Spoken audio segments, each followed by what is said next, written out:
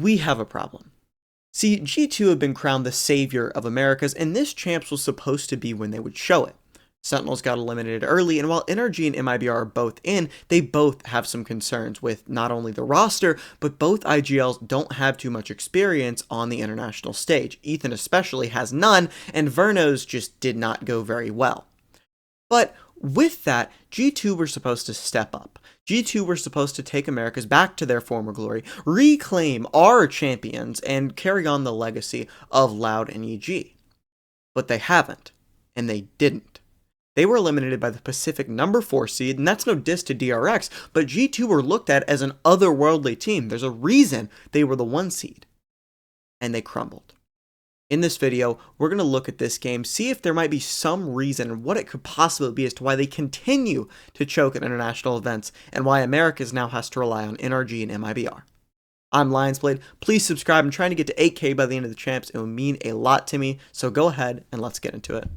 But we have to talk about the elephant in the room. If you've been looking at the comps instead of my handsome face, you can see that G2 are playing without a Viper. They are both the only team in Americas and champions to do so. Now, my thoughts on this are very nuanced, and honestly, I could probably make an entire video on it, but I will try and condense it into this. Viper is the most effective agent in Valorant in creating pressure. Now, Viper has been through several nerfs and is still the most effective agent in Valorant at creating pressure and creating the illusion that someone could be here, forcing out reclears.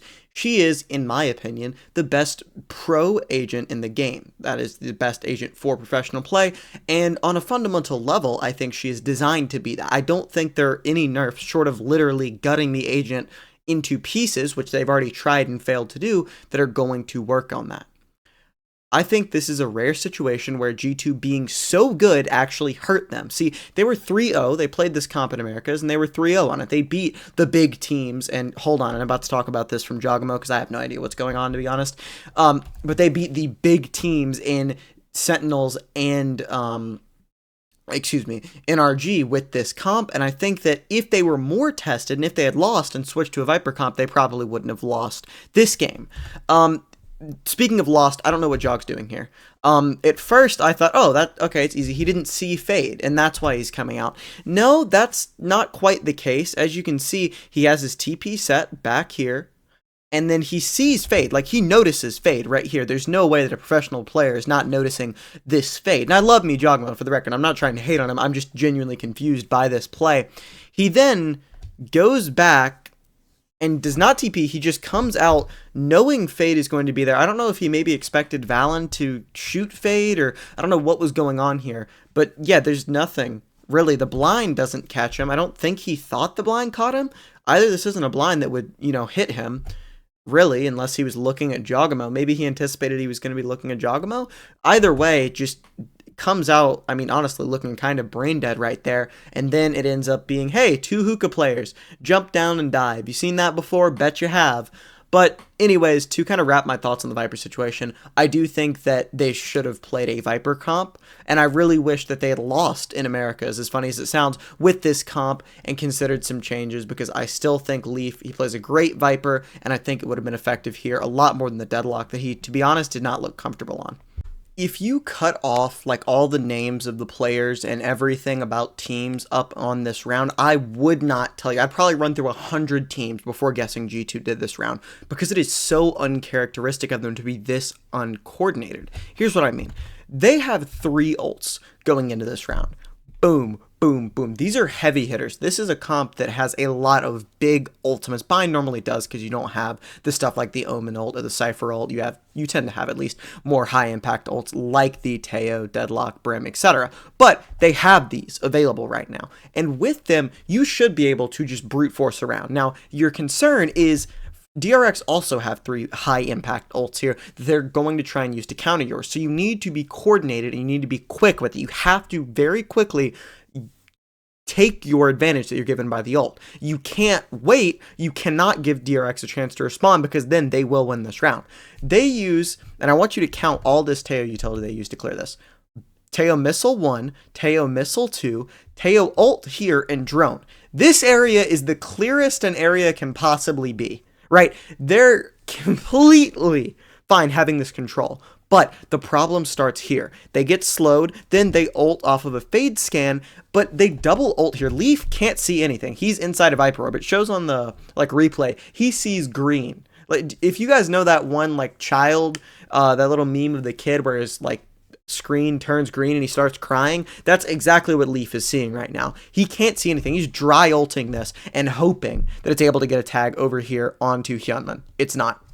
But I mentioned DRX need to be fast with their response here because they have those ults. Mako instantly is able to get a counter ult out. And what it does is it makes all of this space that you've gained with the Teo utility.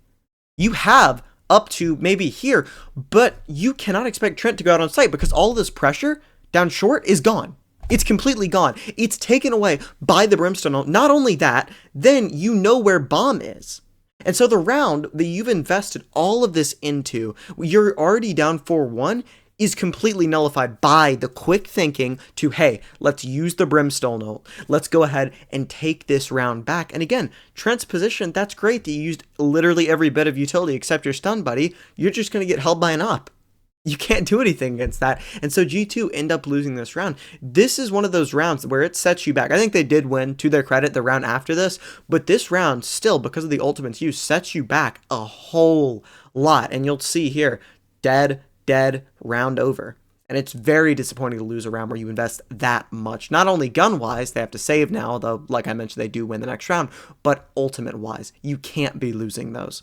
Now, G2 just won an eco round here, and they have a chance to actually grab some momentum and win the game. Their economy's back in a decent spot, they have a full buyer, and they have a really nice set play here to draw out the Yoru op. As you'll see, they use pressure on both extremities over here to force him, number one, to TP with that Teo missile, but number two, to then TP a second time. However, Mako recognizes this. Mako's a guy, you've probably heard of him, even if you don't follow Pacific that much, you've probably heard of him as one of the best smokes players, if not the best smoke player in the world.